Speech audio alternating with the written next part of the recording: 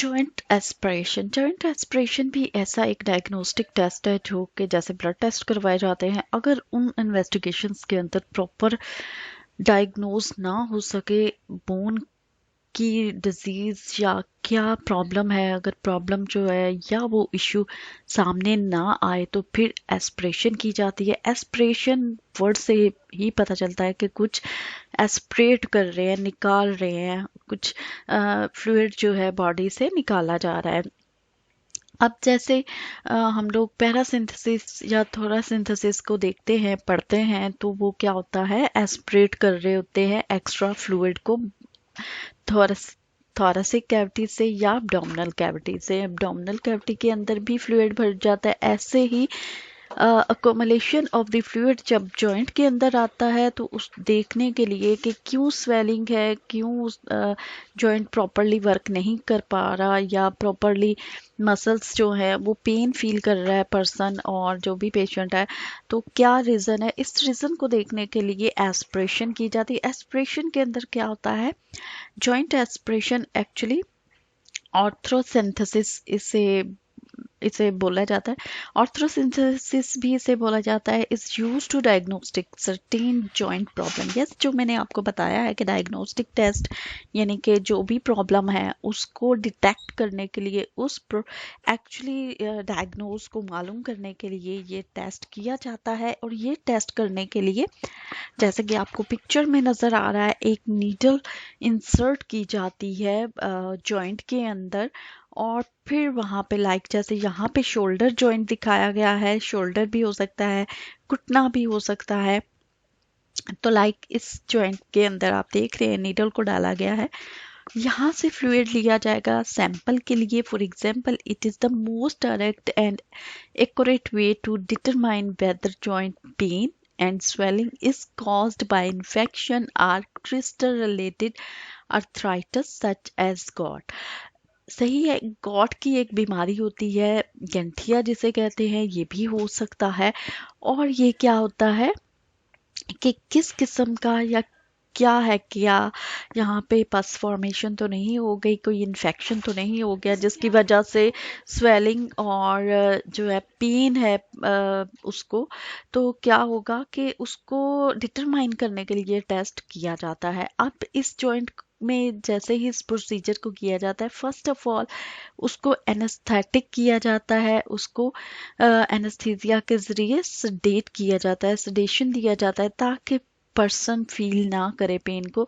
Then the nurse insert larger needle into the joint space, draw and aspirate joint fluid, जिससे कि उस joint fluid को, जैसे मैंने बताया था कि घुटने के अंदर या फिर ये हमारे कंधे के अंदर से ये एस्पिरेट किया जाता है। जहाँ भी ये प्रॉब्लम होगी वहीं से ये फ्लूइड एस्पिरेट किया जाएगा और इस फ्लूइड को क्या बोला जाता है, साइनोवियल फ्लूइड बोला जाता है। साइनोवियल फ्लूइड जो है एक्चुअली हमारी जो जॉइंट्स है इनको मूव करने में हेल्प कर रहा होता है और बहुत ही ये बेटर होता है। हमारे जो जॉइंट्स हैं नॉर्मली ये प्रेजेंट होना चाहिए, लेकिन अगर एक्सेसिव हो रहा है तो क्या रीज़न है, किस वजह से ये एक्सेसिव हो गया, या इसमें क्रिस्टल बन गए हैं, क्रिस्टल क्यों बने हैं, या फिर ये ख़त्म होना शुरू हुआ है, यानी कि ये बाहर आ गया। इसका मतलब कि साइनोवियल फ्लूइड की जो एक लेयर है, आई थिंक कि वो फट गई है या रप्चर हुई है, जो बाहर आया और स्वेलिंग हुई,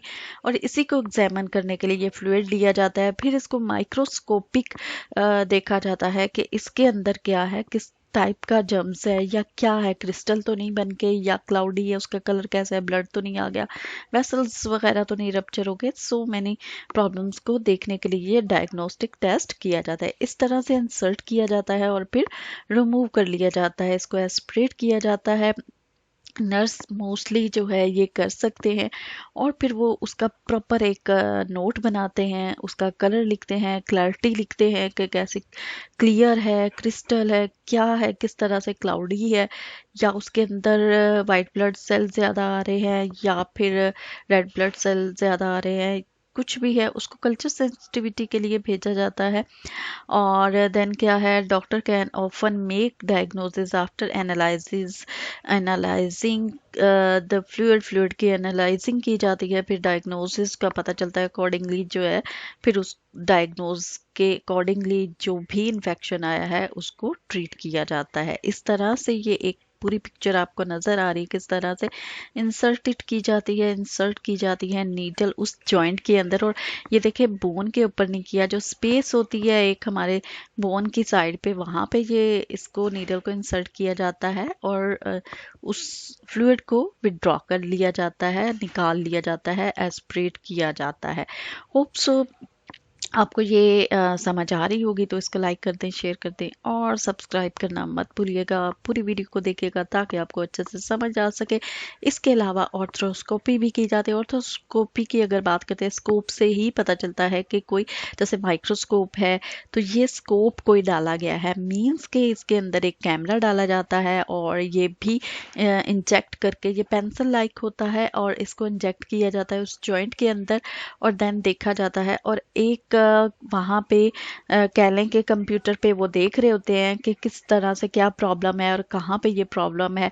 और इसी के साथ जो है एक कैमरा भी लगाया होता है और वो उसकी पूरी इन्वेस्टिगेशन, पूरी इमेज जो है सामने आ रही होती है, टीवी चल रहा होता है और वहाँ पे वो देख रहे होते हैं, तो और मॉनिटर कर रहे होते हैं प्रोजेक्ट के ऊपर और फिर एक्चुअल डायग्नोज जो है वहाँ पे पता चल रही होती है। तो इस तरह से प्रॉपर जो है ऑर्थ्रोस्कोपी ये क्लियर कर दिया। वहाँ पे जो है हमने, यहाँ पे ये देखें बिल्कुल ऊपर आपको सरफेस पे नज़र आ रहा है और यहाँ पे इनसाइड उसका स्ट्रक्चर दिखा दिया गया है। तो आपको ये लेक्चर अगर अच्छा लगा है, ऑब्वियसली अच्छा लगा होगा, तो आप इसको लाइक करें, शेयर करें और सब्सक्राइब करें। पूरी वीडियो को देखें ताकि मेरी हौसला अफजाई हो सके। तो मिलते हैं नेक्स्ट टॉपिक के साथ, जब तक दे मुझे इजाज़त। God bless you everyone.